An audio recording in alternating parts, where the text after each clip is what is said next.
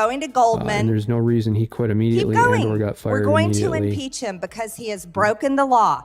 He has violated his oath of office. He is breaking federal immigration law. Americans are dying today. This is not a policy debate. This is proof. You can't lie about the numbers. No matter how much Aaron time Reeves. you keep giving to Representative Goldman, he's not going to be able to spin it and change it So- for all of you. And then The they facts installed a are minion named the Mike facts. Johnson.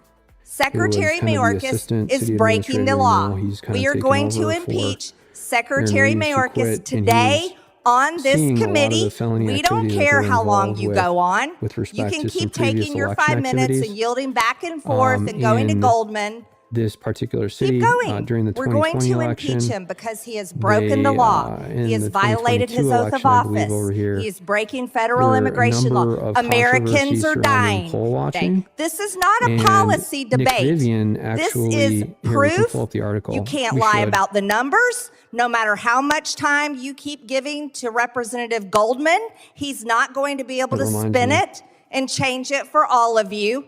The facts are the facts. Secretary Mayorkas is breaking the law. We are going to impeach Secretary Mayorkas today on this committee. We don't care how long you go on. You can keep taking your 5 minutes and yielding back and forth and going to Goldman. Keep going. We're going to impeach him because he has broken the law. He has violated his oath of office. He is breaking federal immigration law. Americans are dying. This is not a policy debate. This is proof. You can't lie about the numbers. No matter how much time you keep giving to Representative Goldman, he's not going to be able to spin it and change it for all of you. The facts are the facts. Secretary Mayorkas is breaking the law. Election, We are going there to was an ethics impeach complaint Secretary filed. Mayorkas today on this committee. We don't care how long you go on. You can keep taking your 5 minutes and yielding back and forth and going to Goldman.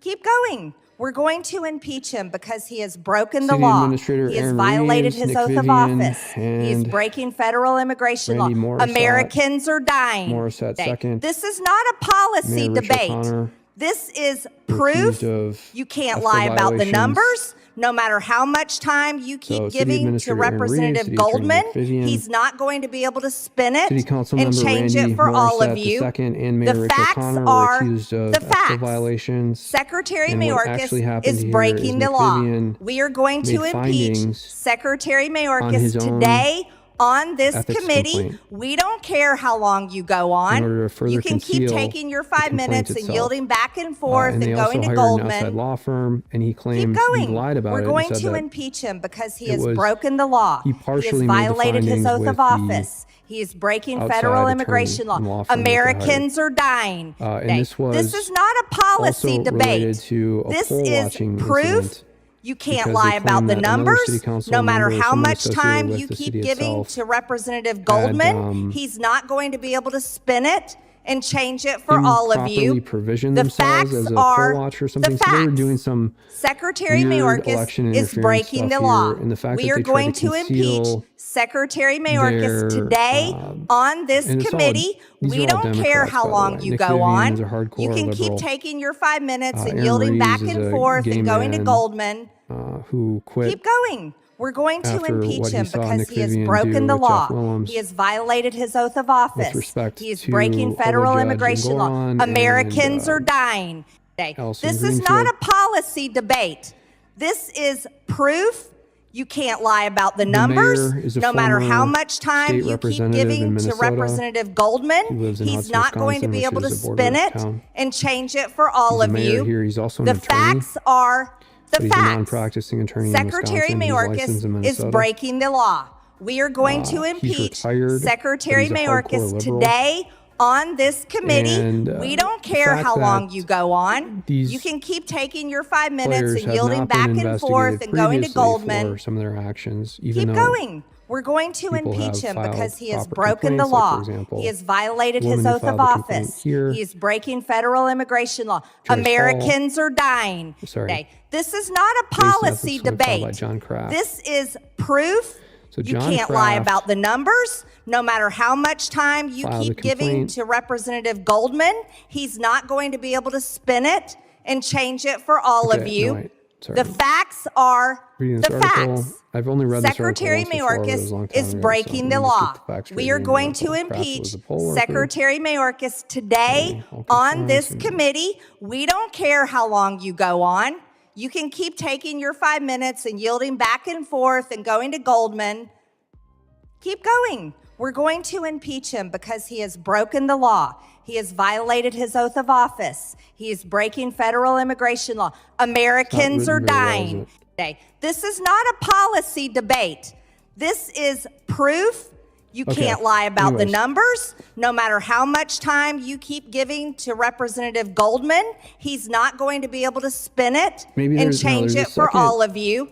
The facts Article here. are These the local facts. news articles, you really got to dig through. Secretary 'cause they're not written Mayorkas very well. is breaking the law. We are going to impeach Hold on. Secretary Mayorkas today on this committee. We don't care how long you go on. You can keep taking your 5 minutes and yielding back and forth and going to Goldman.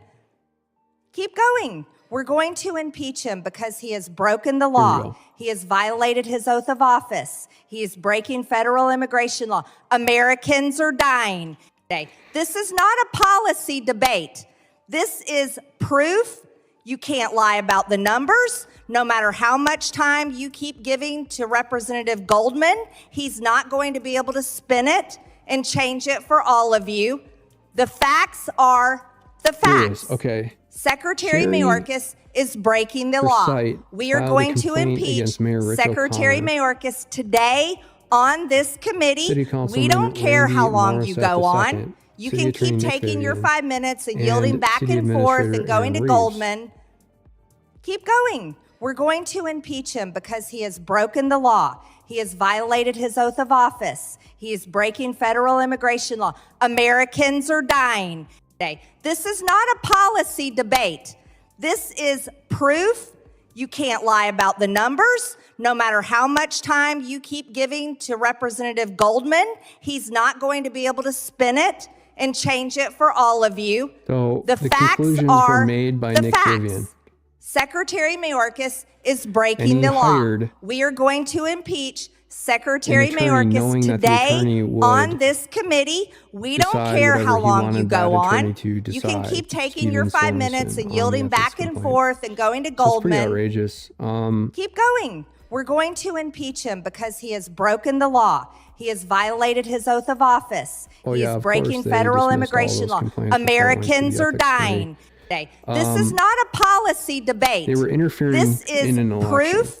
You can't lie here in about the 2022, numbers. and so they No matter basically how did much time you something keep giving to Representative Goldman, much he's not going to be more able to grand spin it and change it when for they all came of after you. me and they're still The sending me these facts cease and are desist the facts. emails Secretary Mayorkas here, is breaking the law. to We are further going to impeach interfere with Secretary whatever Mayorkas happened today with Allison on this Greenfield because they were in committee. clear We don't care communication how with long you go on. officials in You New can York. keep taking your 5 And the minutes and fact yielding that, back and forth and going to They've Goldman. tried so hard to conceal Keep and going. cover up all We're of this going to stuff. impeach him So because again, he if has anything broken the happens to me, law. it's because He of has these violated losers. his oath of They need to be office. He prosecuted. is I'm breaking gonna put their federal pictures up immigration again. law. This is Nick Vivian, and Americans then are this is dying Chief today. Jeff This Willems is not a policy in debate. 2025. This is proof. You can't lie about the numbers. They No will matter be how much time you prosecuted, keep guaranteed. giving to Representative Goldman, he's not going to be able to spin it and change that's it it. for all of you. Hate The talking about that facts stuff, but I are think it's the needed. facts.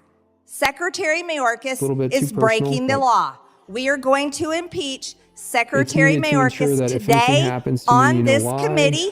We don't care and how long to you go on. take You actions can to really keep pray for taking me your as 5 well, minutes take and yielding actions, back and peaceful, forth you know, and going to lawful Goldman. actions to Keep going. We're going to impeach him appropriately because shed he has light broken the on law. their He has felony violated RICO his oath scheme. of office. He is breaking federal immigration law. Americans are I will dying see you later. today. This is Probably not a later today at some policy point. I debate. will This post is proof. You the can't lie Dean about the Phillips letter numbers. that I filed No matter with how response to much Supreme time you Court. keep giving to Representative That Goldman, further he's not details going the to be able to actions spin of it and change Nick it for all Vivian of and you. Jeff Willems. The facts are the facts. Moreover, Secretary I Mayorkas will is share breaking the some of law. the We are collection going to complaints impeach that I have Secretary filed Mayorkas or today on this prospectively committee. We will don't file. care how I long you think, in go fact, on. You can keep I don't wanna taking your tell 5 anybody minutes what I and do yielding before I back do it, and but I forth will and going to file, Goldman. Additional Keep election going. complaints. We're I going filed to a couple impeach him already, so because he has we'll broken go the through law. them on the He next has stream, and violated I'll his pull oath up of office. He is Elon breaking Musk's federal immigration law. decision Americans are dying. in front of that today. Court of This is not a Chancellery policy in Delaware debate. with Kathleen This McCormick. is proof. You Taking can't away lie Elon about the Musk's numbers, pay no package. matter how much Until time then, you take keep care. giving Bye. to Representative Goldman. He's not going to be able to spin it and change it for all of you. The facts are the facts.